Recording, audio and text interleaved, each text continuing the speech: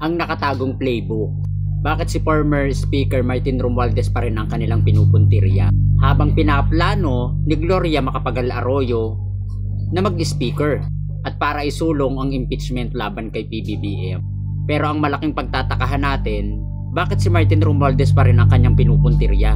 O ang kanilang pinupuntirya? O ang kanilang inaatake, ganon. Kahit alam naman natin na si former speaker, hindi na siya speaker, di ba? Nakakapanghinala na ito talaga. Napakaraming akusasyon, peking testigo, at itong peking testigo na ito ay nakumpirma dahil gumagamit ng peking affidavit. Aminin man nila at hindi, ito ay political tactics. Maraming akusasyon kay Martin Romualdez, pero wala namang ebidensya. Hindi naman pwede na gawing basihan na yon para makonvict o kasuhan ng isang tao. Doon lang tayo sa totoo ha. Ang sagot dito ay kaakibat ng lumang playbook na mas luma kaysa sa iniisip ng marami. Isang playbook na muling binubuhay ni dating Pangulong Gloria Macapagal-Arroyo dahil ang pagpapabagsak kay Romualdez ay ang hindi tunay nilang layunin at ito ay produkto lang ng isang malaki nilang plano na para malihis ang issue, mag-focus ang tao sa kanilang mga akusasyon at sa kanilang mga ini-issue dahil meron silang hidden agenda at malaking plano.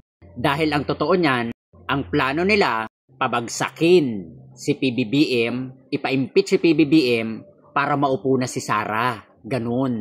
Kaya ang gusto ni Gloria Macapagal-Arroyo, siya ay maging speaker at pamunuan ang House of Representatives para isulong ang impeachment laban kay PBBM.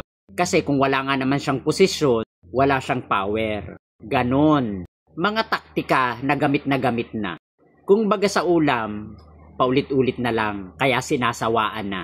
Sa ulado na, ganon. Matagal nang tinawag ni Vice President Sara Duterte si Gloria bilang mentor. Inspirasyon at tagapayo. Magkatuwang sila sa mahahalagang sandali.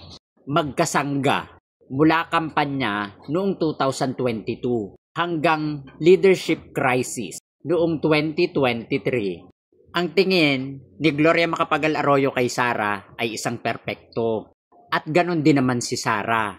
Kumbaga, partner in crime. Kaya sila ay gumagawa ng hakbang patalikod para atakihin ang mahal nating Pangulo. Which is, kung pag-iisipan natin, hindi para sa taong bayan. Kung hindi, para sa sarili nilang kapakanan. Para sa kaligtasan na ngayon ay tinutugis na mga kurap. Oo, mga kurap. Para mailigtas nila. Pero nga dahil masyado ng luma, kabisado na, hindi na uubra. Yan ang totoo at dun lang dapat tayo sa tama at totoo. Walang halong eklabus. Nyaw!